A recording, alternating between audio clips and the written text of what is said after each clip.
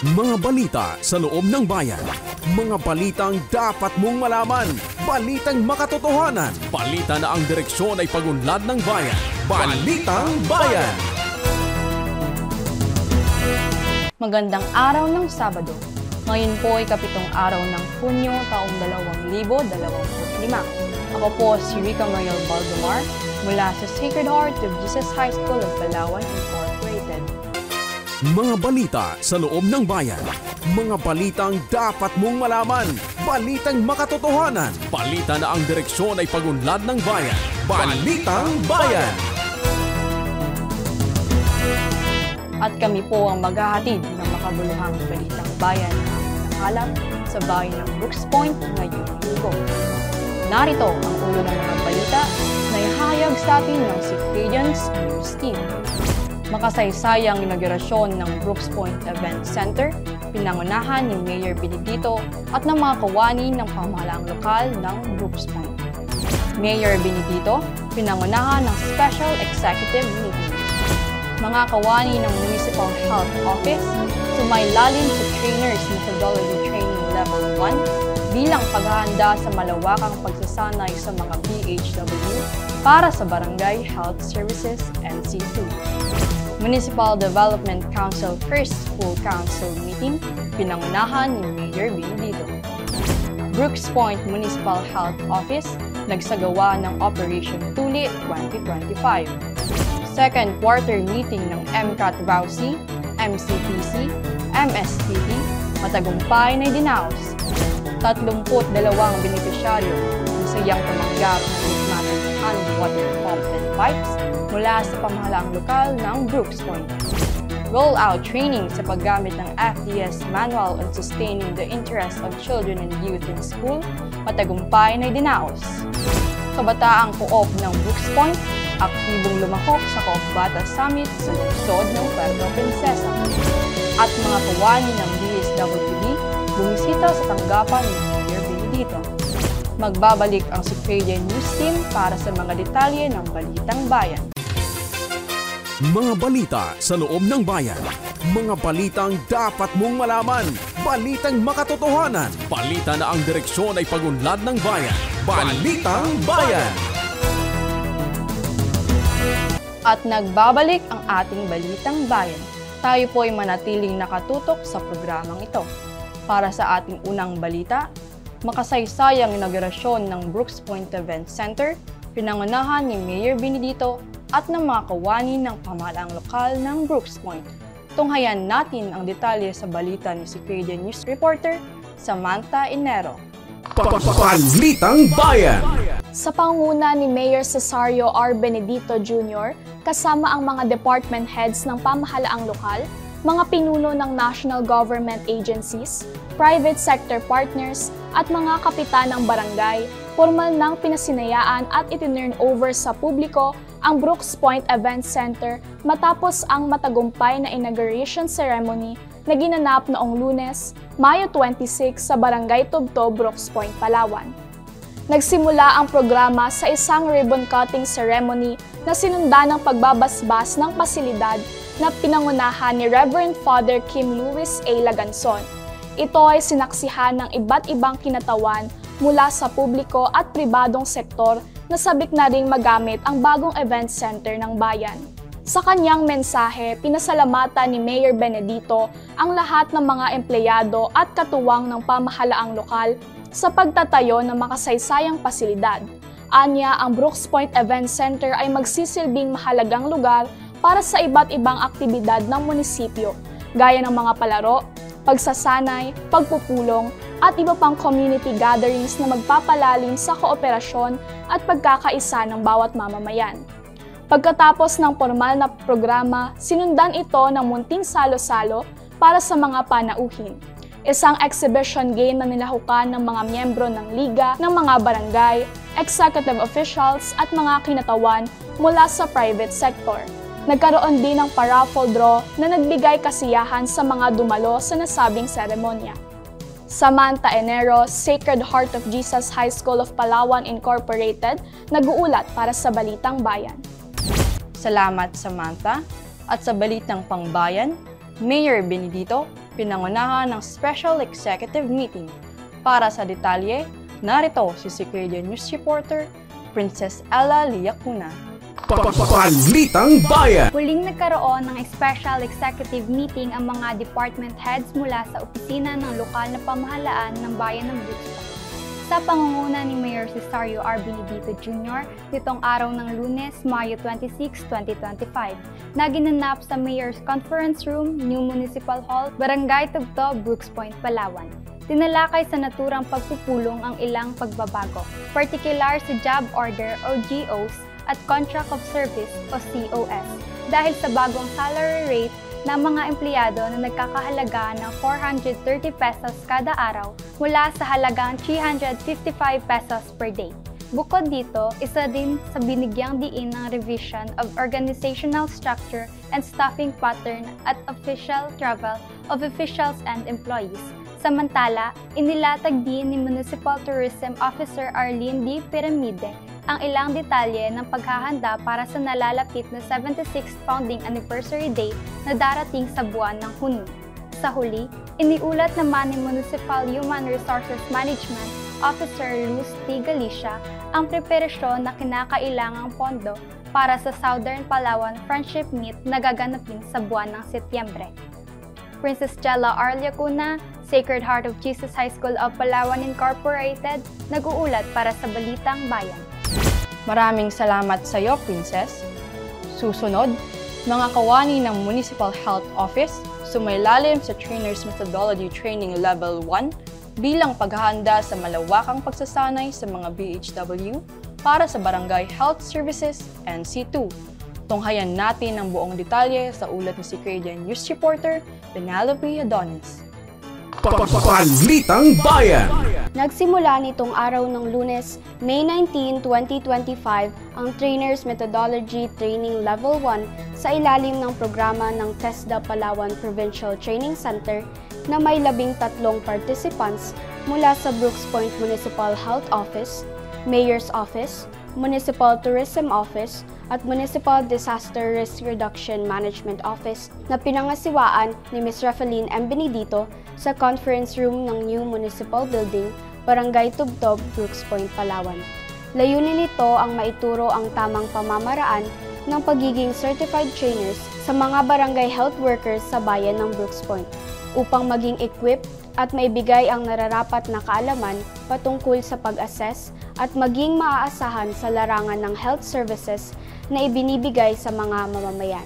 Samantala, inilahad rin ng lokal na pamahalaan ng Brooks Point ang kanilang plano na makapagpatayo ng sariling TESDA Training Center upang maibigay ng aktwal at lokal ang mga iba't ibang kurso tulad ng automotive, construction works, agriculture, food and beverages.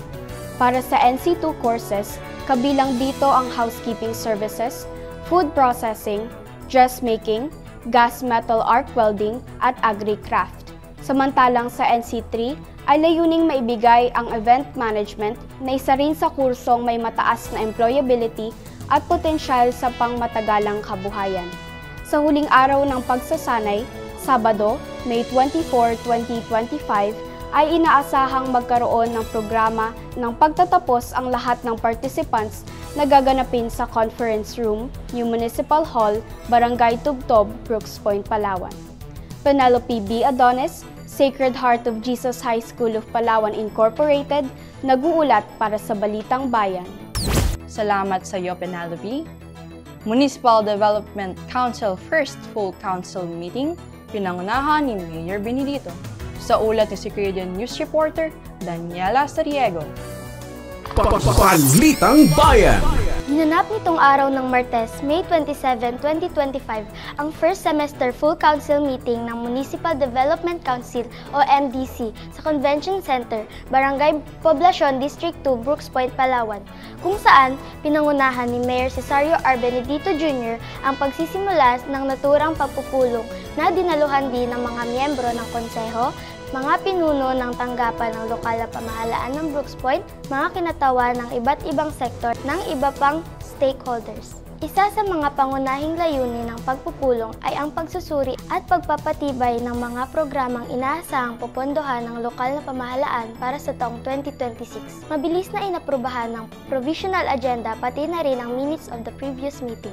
Ipinresenta din at pinagtibay ang mga programs, projects, and activities o PPAS na popondohan mula iba't ibang pondo ng bayan, kabilang ang 20% para sa Development Fund, 5% para sa Local Disaster Risk Reduction and Management Fund, 1% para sa Local Council for the Protection of Children Fund, at 1% para sa Senior Citizen Fund. Bukod dito, inaprubahan din ang mga pangunahing plano ng lokal na pamahalaan sa larangan ng kalusugan, nutrisyon at kaunlarang panlipunan. Kabilang dito ang Local Investment Plan for Health o LIPH CY 2026, Nutrition Action Plan CY 2026, Gender and Development GAD Plan CY 2026, Annual Investment Program AIP CY 2026 at Workforce Development Plan para sa taong 2025 to 2027. Nagkaroon din ng pagkakataon para sa mga miyembro ng konseho na magpapahayag ng kanilang mga mungkahi at panungkala na makakatulong sa patuloy na pag-unlad ng bayan. Sa pagtatapos ng pagpupulong, nagpasalamat si Mayor Benedito sa aktibong partisipasyon ng lahat na dumalo sa pagkakaisa ng mga miyembro ng konseho. Aniya, ang pagtibay sa mga programang ito ay mahalagang hakbang tungo sa isang maunlad, matatag at progresibong bayan ng Brooks Point. Daniela Eseriego, Sacred Heart of Jesus High School of Palawan Incorporated, nag-uulat para sa Balitang Bayan. Maraming salamat, Daniela. Samantala, Brooks Point Municipal Health Office nagsagawa ng Operation Tuli 2025. Narito ang ulat ni Security News Reporter Axel Ren Rossi. Balitang Bayan! Upang maisulong ang kalinisan, kamalayan sa kalusugan at bastong pangangalaga sa sugat para sa mga batang lalaking papasok pa lamang sa pagbibinata at mga kabataang lalaki, matagumpay na isinagawa ng Brooks Point Municipal Health Office sa pangunguna ni MHO Dr. Lavalin R. Sotaza MD ang Operation Tuli ngayong taong 2020 sa 6 na barangay ng bayan ng Brooks Point. Nagsimula ang naturang inisyatibo noong April 23, 2025 at patuloy pa rin ang operasyon ng Municipal Health Office sa mga barangay. Sa kasalukuyan, mayroon ng 53 batang lalaking ang matagumpay na natuli sa barangay Salugon, 25 sa barangay Mainit, 61 sa barangay Barong-Barong, 49 na sa barangay Sabariñana, 15 sa barangay Calasagen, at 42 naman sa barangay Aribungos. Mahalaga ang pagtutuloy hindi lamang bilang bahagi ng tradisyon, kundi bilang isang hakbang sa pagpapanatili ng kalinisan ng katawan. Nakatutulong ito upang maiwasan ang infeksyon at mapabuti ang personal hygiene ng mga kabataang lalaki habang sila'y lumalaki.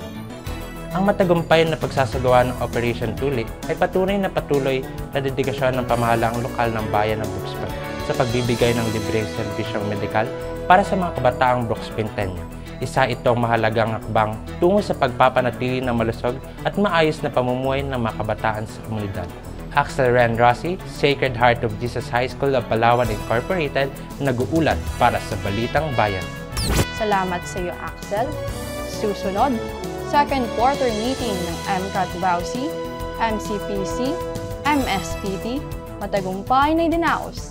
Balitang hatid sa atin ni Security News Reporter Samantha Nero. Balitang Bayan! Magkakasunod na nag-ulat ng kani-kanilang mga agenda sa second quarter meeting ang Municipal Committee on Anti-Trafficking and Violence Against Women and Their Children or MCAT VAUC, Municipal Council for the Protection of Children or MCPC at Municipal Social Protection Team or MSPT nitong Lunes, Mayo 26, 2025. Ang pagpupulong ay ginanap sa conference room ng bagong Municipal Hall sa Barangay Tubto, Brooks Point, Palawan, sa pangunguna ni Mayor Cesario R. Benedito Jr. at Municipal Social Welfare and Development Officer na si Ginoong Reynaldo Bacosa. Tinalakay sa pulong ang pag-apruba sa mga nakaraang minutes of the meeting ng bawat komite, ang reorganisasyon ng MCAT VAUC Committee membership at ilang mahahalaga bahagi ng diskusyon kaugnay sa IACAT. Bukod dito, ipinresenta rin ang mga accomplishment report ng bawat grupo para sa mga isinagawang aktibidad nitong mga nakaraang buwan, maging ang kanilang project plan and activities para sa 2026 LCP budget. Bahagi rin ng talakayan ang kasalukuyang estado ng mga child marriage cases sa bayan, ang presentasyon ng mga panukalang proyekto at ang SPDR 2024 na ihahanda para sa bagong template ng MSPT. Ayon sa pinakahuling ulat, nakapagbigay ang MSPT ng medical assistance sa 118 benepisyaryo mula Abril hanggang Mayo 2025.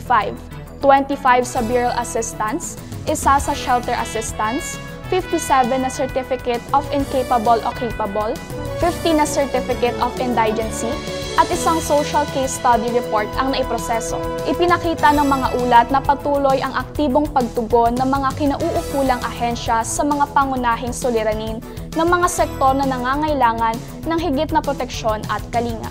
Samantha Enero, Sacred Heart of Jesus High School of Palawan Incorporated, nag-uulat para sa Balitang Bayan. Maraming salamat sa iyo, Samantha.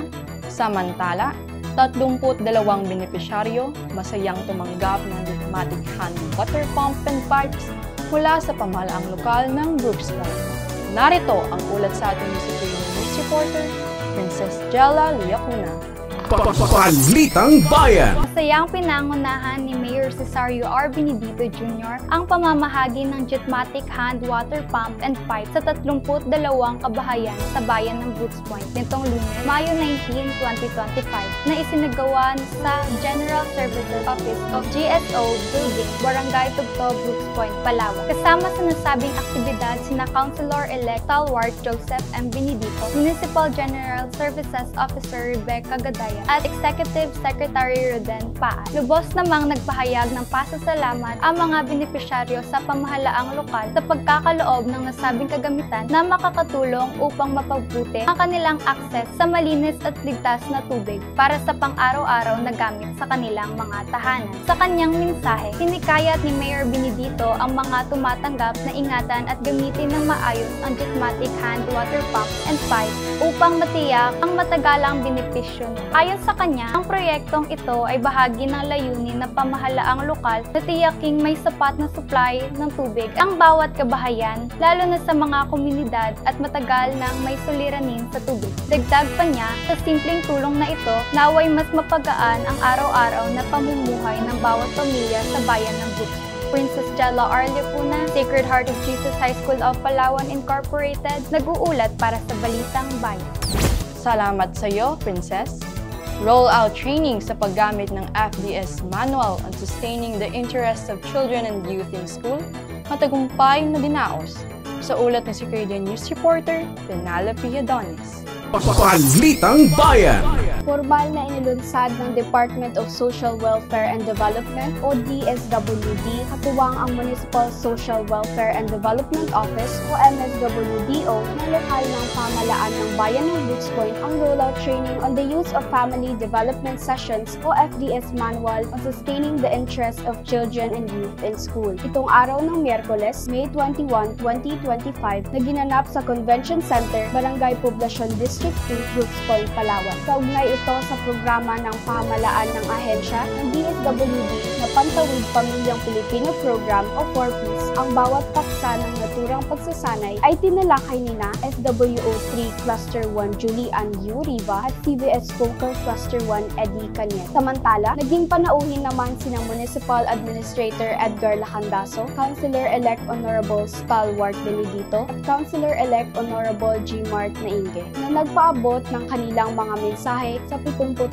na kalahok mula sa bayan ng Batarasa, Quezon, Rizal, Balabac at Brooks Point. Layunin ng naturang pagsasanay ang matutukan at mas mapalawak ang halaman sa bagong FDS Manual upang mas mapalalim at maipaunawa sa interes ng mga kabataan na benepisyaryo ng programa ang kahalagahan nito at kahulugan ng edukasyon sa buhay ng bawat individual para sa mas matagumpay na kinabukasan. Penelope D. Adonis, Sacred Heart of Jesus High School of Palawan Incorporated, nag-uulat para sa Balitang Bayan. Maraming salamat, Penelope. Samantala, kabataang co-op ng Brooks Point Aktibong lumahok sa Co-op Bata Summit sa lungsod ng Puerto Princesa. Narito ang ulat sa atin ni Secretan News Reporter Daniela Sariego. Balitang Bayan! Kasama ang Municipal Cooperative and Development Office o MCDO ng pamahalaang lokal ng bayan ng Brooks Point. Lumahok ang Brooks Point National High School sa Co-op Bata Summit 2025 na ginanap noong Mayo 21 to 22, 2025 sa DJR Hall, Provincial Capital of Palawan, lungsod ng Puerto Princesa. Gumalo ang 93 kalahok mula sa iba't ibang bayan sa Palawan sama ang kanilang Municipal Cooperative Development Officers at School Focal Persons. Kabilang sa mga paaralang kinatawan ay ang Central Taytay National High School, San Vicente National High School, Leonidas S. Virata Memorial School at Brooks Point National High School. Nakiisa rin ang mga kinatawan mula sa Rojas National High School, Western Philippines University at Brooks Point Public Elementary School bilang mga potensyal na kasapi ng laboratory cooperative. Sa pangunguna ng Provincial Cooperative Development Office o PCDO, tampok sa 2 araw na summit ang mga paksang may kinalaman sa kooperatiba, kabataan, kalikasan, negosyo at mental health. Nagbigay ng panayam sina Mr. Joaquin I. Ortega, Ms. Charlene Yvette E. Reyes, Ms. Cynthia Sumagay Saidel Rosario, Ms. Marian Concepcion, Ms. Catherine Salazar Macabe at Mr. Peter G. Tampok din ang ilang masasayang aktibidad sa ginanap na summit tulad ng Quiz Bee, Logo Making Contest, Jingle Making Contest, Reel Competition at TikTok Challenge kung saan naibida ang galing ng mga kabataang Palawenyo na miyembro ng Co-op Bata. Daniela S. Sariego, Sacred Heart of Jesus High School of Palawan Incorporated, nag-uulat para sa Balitang Bayan. Salamat sa iyo, Daniela. At mga kawani ng DSWD, bumisita sa tanggapan ni Mayor Benedito. Balitang hatid sa atin ni Secretan News Reporter Axel Ren Rossi. Balitang Bayan! Nagsagawa ng courtesy visit sa tanggapan ni Mayor Cesario R. Benedito Jr. ang mga kinatawa ng Department of Social Welfare and Development o DSWD na sina Administrative Officer 1 Alma D. Mandapat, Administrative Officer 2 Rosalvi Halak at Project Development Officer 1 Julian S. Ali sa New Municipal Hall na matatagpuan sa Barangay Tubtob, Brooks Point, Palawan. Tinalakay sa naturang pagbisita ang isinasagawang payout para sa mga benepisyaryo ng Pantawid Pamilyang Pilipino Program o 4Ps na nagsimula noong Lunes, Mayo 26, 2025 at magtatagal hanggang Biyernes, Mayo 30, 2025. Tinatayang abot sa 4,081 benepisyaryo mula sa 18 barangay ng bayan ng Brooks Point ang makatatanggap ng kanilang ayuda. Nagsimula ang payout noong Lunes, Mayo 26 sa Octagon Plaza habang gaganapin naman ito bukas sa Barangay Pangubilyan. Sa mga susunod na araw, ito ay isasagawa sa iba pang barangay clusters. Samantala, ang mga benepisyaryong hindi pa nakatatanggap ng kanilang ayuda ay hinihikayat na tumungo sa AX office at hanapin si Sir Jasrel para sa karagdagang porosyon o kaukulang tulong.